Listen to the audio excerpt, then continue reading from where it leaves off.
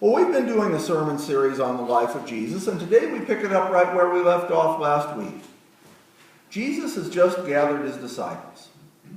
Now, we don't know whether he had all 12 of them at this point or not. John has described the gathering of the first 5 disciples, but that's all. And in fact, the Gospel of John never does tell us about the gathering of the other 7. Since the Gospel of John is the only one that tells us the story of the wedding at Cana, this means we really don't know how many disciples Jesus had at this point. But we're told that Jesus and his disciples, however many of them there were, are at this wedding. And of course, Jesus' mother, Mary, is there too. And as we read the story, it seems to me that there are at least a couple of lessons we can learn from it, depending on whether we look at the story from the point of view of Mary or of Jesus. Now, we're told that they run out of wine, and Mary takes it upon herself to get involved in that. And she takes it upon herself to get Jesus involved in it too. We don't know why she did that. Now, she knew something about who Jesus was, obviously, but I wonder, what was it that she really expected Jesus to do? Did she expect him to work a miracle? Did she expect Jesus to find some more wine someplace? Or did she not have any specific expectation at all? Did she just have confidence that somehow, in some way, Jesus was going to figure out something? And to be honest, that's kind of the explanation I lean to. You're free to disagree. I cannot prove that I'm right, but think about Mary's situation. Joseph, as far as we can tell, is out of the picture at this point. We're not specifically told that he's not there, but he's never mentioned again in the Bible after the incident at the temple when Jesus was 12 years old. And if Joseph is gone, then Jesus, as Mary's oldest son, would probably have taken over responsibility for the family.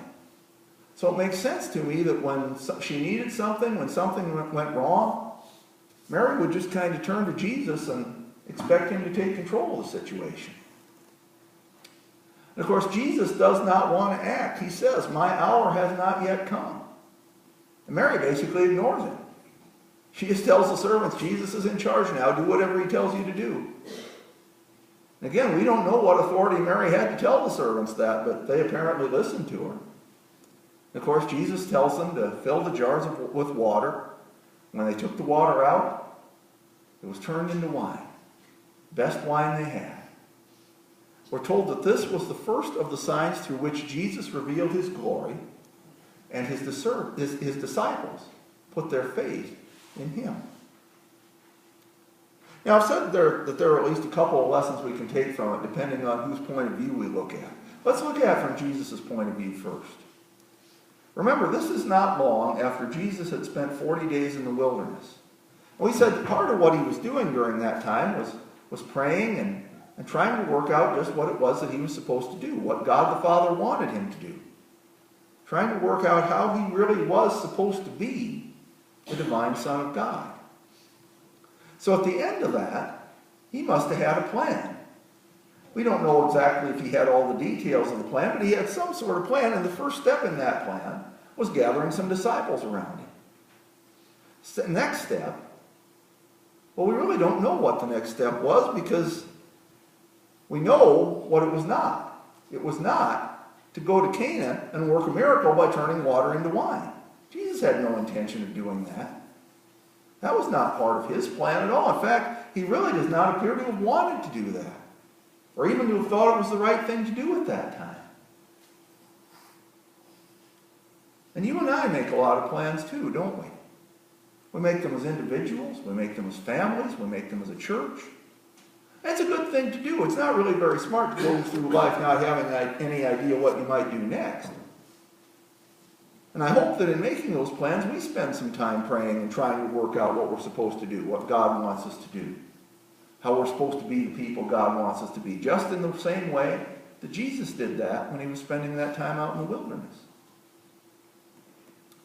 But you know, the thing is, that once we've made a plan, it can be really easy to get too tied to that plan.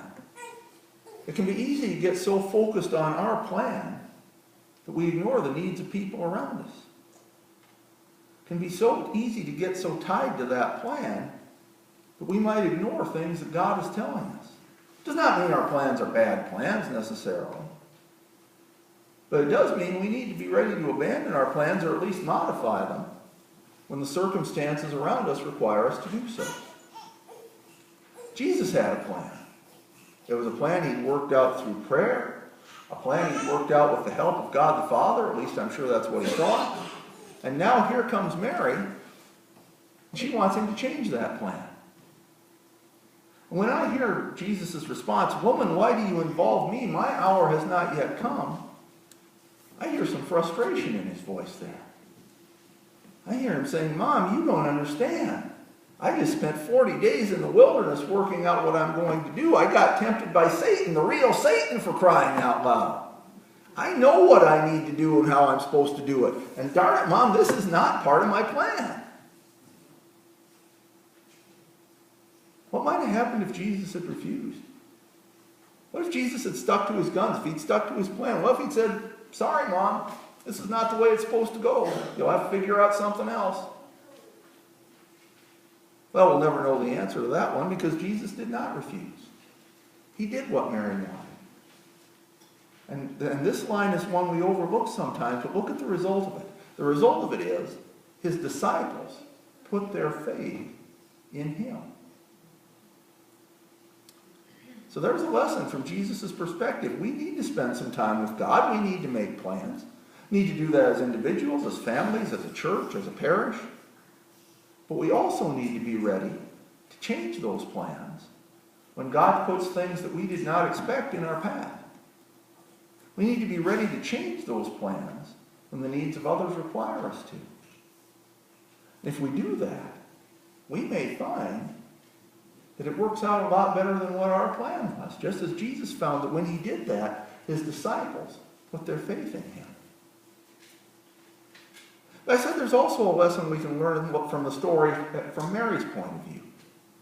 So let's look at it that way. Mary has a problem. Again, we don't know why or how it became her problem, but somehow it did.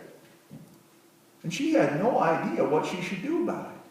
In fact, she probably did not think she could do anything about it. But she knew who could. She knew Jesus could do something about her problem. So she went to Jesus. Tells him they have no more wine. Now it's interesting. I said earlier that Mary may not have known exactly what she expected Jesus to do, but she knew that he would do something. When you really look at this, Mary does not specifically ask Jesus to do anything. She just goes to Jesus and said, "Here's the problem." She goes to Jesus and says, "They have no more wine." That's it. That's a pretty amazing faith when you think about it. Because how many times do we ever do that? I mean, I suspect a lot of us go to God with our problems, but I suspect a lot of times we also tell God what we want God to do about them. I know I do that a lot. Even if we don't specifically say, "God, do this," or "God, do that," we probably say, "God, I need you to do something. I need you to take care of this deal somehow." Again, I know I do that. I don't think I'm probably the only one. That's not how Mary handles it. Mary does not say, "Jesus, do this, Jesus, do that." Mary just says, "Jesus, here's the problem." And even when it sounds like Jesus is not going to do anything about it, Mary continues to believe that he will.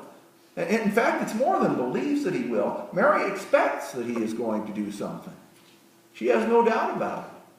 She goes to the servants and says, "Do whatever he tells you." Mary is completely confident. After all, she's told Jesus the problem. So she knows not only that Jesus can do something about it, but that Jesus will do something about it. She does not know what Jesus is going to do, but she knows he is going to take care of the situation. So Mary just walks away at that point. She says they have no more wine. She goes to the servants and says, "Do whatever he tells you to do," and she just walks away. As far as Mary's concerned, the problem was already solved before Jesus has done anything. And that's the lesson I think we can learn when we look at this from Mary's perspective. When we have a problem, all we need to do is go to God with it. We don't need to tell God what to do. All we need to do is say, God, here's the problem. And then trust that God will do something. Even if at first it looks like God's not doing anything. Continue to believe that God will. In fact, we need to do more than believe. We need to expect that God will do something. We can be completely confident about that. Because after all, we've told God the problem. We know that not only can God do something about it, God will do something about it. Now, we may not know what God's going to do. In fact, what God does may not be what we had in mind at all. It might be something completely different. But we can know that God is going to take care of the situation somehow, in some way.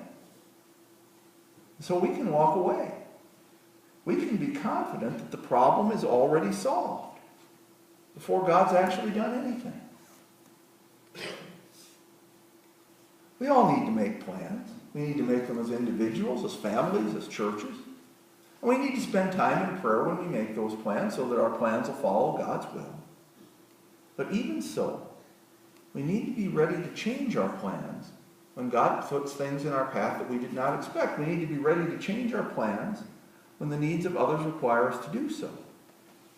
But sometimes, no matter how carefully we've made our plans, no matter how much we've prayed in the making of them, things are going to come up that we cannot handle. When that happens, we need to go to God and just give the problem to God. Once we have, we can walk away because we know that God can take care of it and God will take care of it. We can be confident that the problem is solved before God even does anything. And after we do that, then we can be like the disciples. We can put our complete faith in God. Amen.